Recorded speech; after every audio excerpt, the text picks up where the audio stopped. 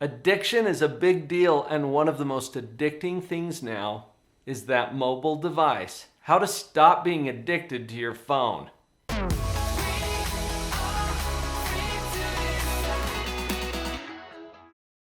Okay, Live on Purpose family, we're getting serious about this today, and we joke about it sometimes that, oh, I'm addicted to my phone.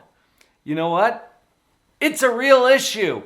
And so I brought in a real expert. Blu Robinson is an addiction specialist. He's a certified Live on Purpose coach, and he's the founder of Addict to Athlete. He knows what he's talking about when it comes to addiction. Is this a real thing, Blu? Dr. Paul, this is absolutely a real thing. And it's something very new that a lot of us don't quite understand because it doesn't seem to be as devastating, say, as a illicit drug, but it can be just as devastating.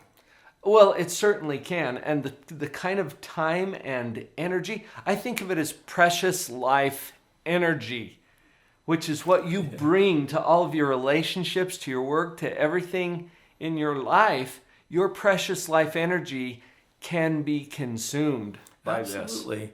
And so how will you even know? How will you identify if you do, in fact, have an addiction to that mobile device? Well, the first thing is, when you can't find it, what do? We panic, right? Part of that panic also comes with the understanding that I need this. It's part of me.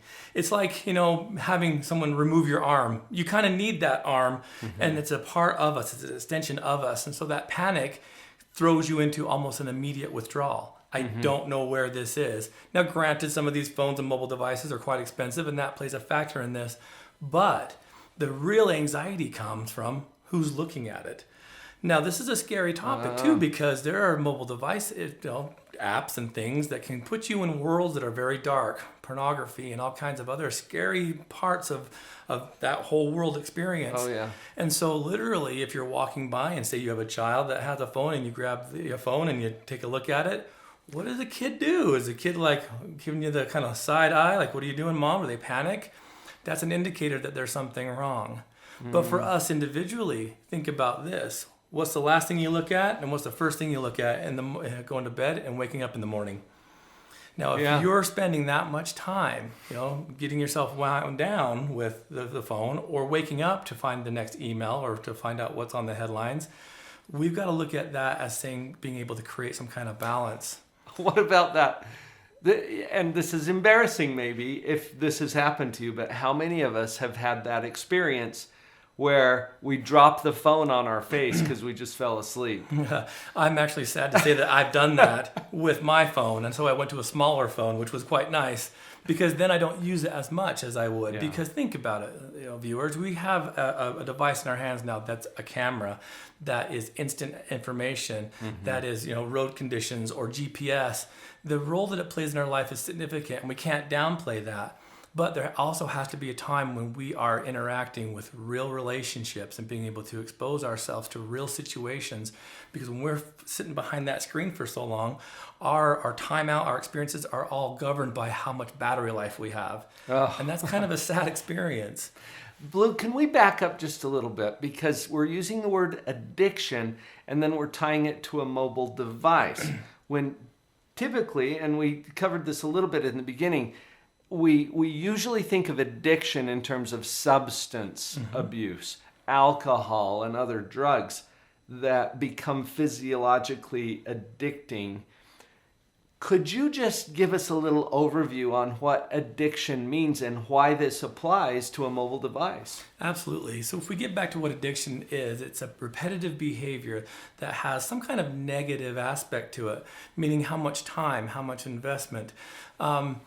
Withdrawal symptoms, feelings of feeling scarce when it's not around, or like I said, the anxiety and dependence on how much battery life is there again. But more importantly, it's the behaviors associated with it. Your behaviors that we do, that we create, are what kind of create that at first kind of glance of maybe I've got a problem.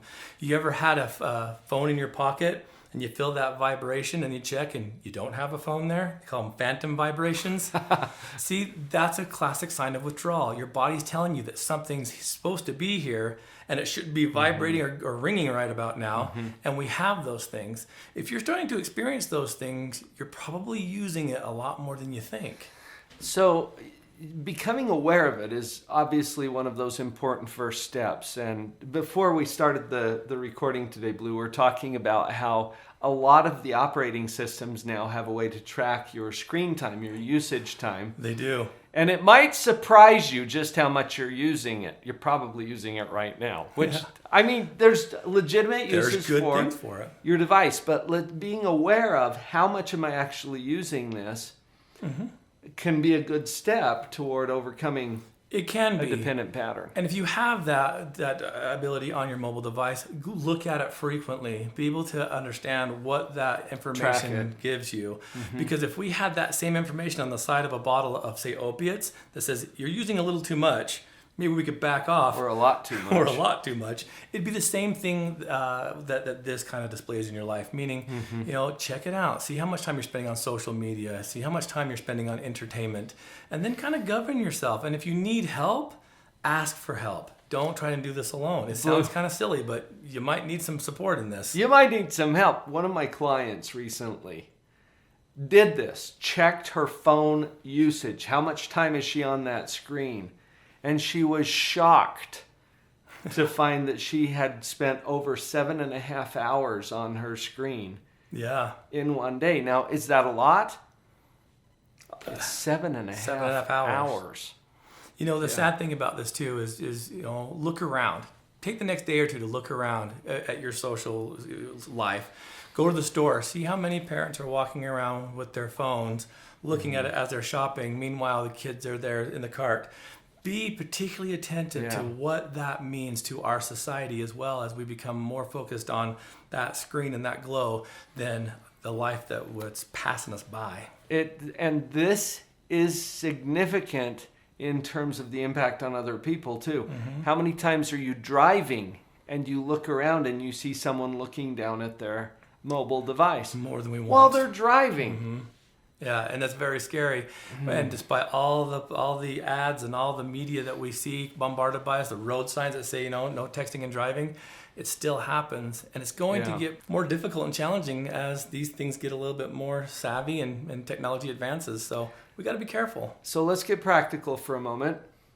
What do we do when we find out that there's a problem going on? And let's talk personally, because I think we could do a whole other video about how parents can help their kids. Absolutely.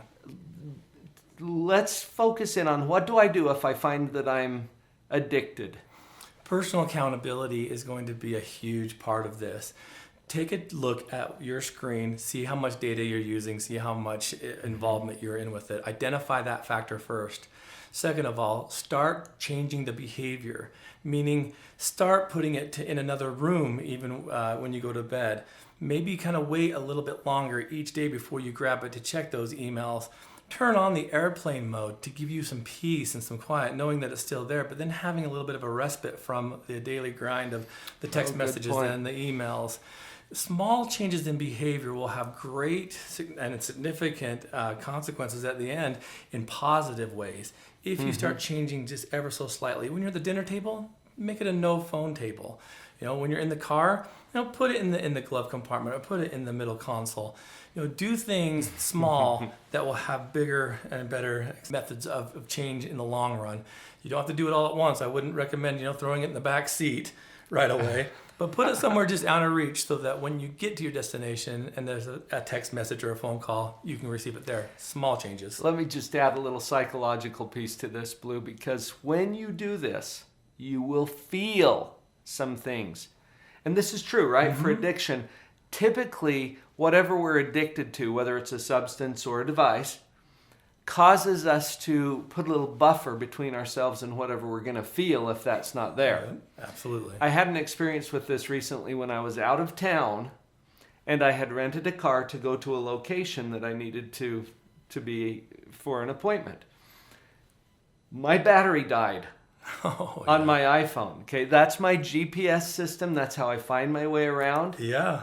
It died. It's gone. Out. I can't call anybody for help. I can't look for instructions. I can't ask Siri to help me out. I'm unplugged. It's out at the moment. And I had an initial feeling of panic. Yeah. Let yourself feel that. Because next what happens is, what am I going to do? Well, that's a pretty good question. And guess what? We were getting around for a long time without cell phones. So I allowed myself to feel that, and I experienced an interesting shift. And this is what I think you're going to experience if you'll allow yourself to do it. You'll have the panic, go ahead and feel it. You'll have the question, what am I going to do? And then, if you're open to it, your mind will start giving you some really good answers. Mm-hmm. And I felt differently because I suddenly saw that I was in an adventure. Yeah. I got to figure out, without technology, how to get where I needed to go. You used your inner Google. And I found out I'm still a human being that has the ability to think and make decisions and figure things out. That's pretty good news. And you made it back. And here I am. There you are. Yeah. So detach yourself from it enough that you can feel that, and then go through the process of actually feeling what you're going to feel. You're a human being. You've got resources. And this phone, this device gets to be a tool for you, and you get to use it instead of being a slave to it. Absolutely. We all have things that get in our way, and these addictions certainly can. You can connect to Blu at liveonpurpose.coach, where he is featured along with our other Live on Purpose certified coaches. You're not alone in this. There's a lot of good help available, including what we're doing here on the channel. So we'll look forward to seeing you tomorrow. Her head was down, face locked onto the phone.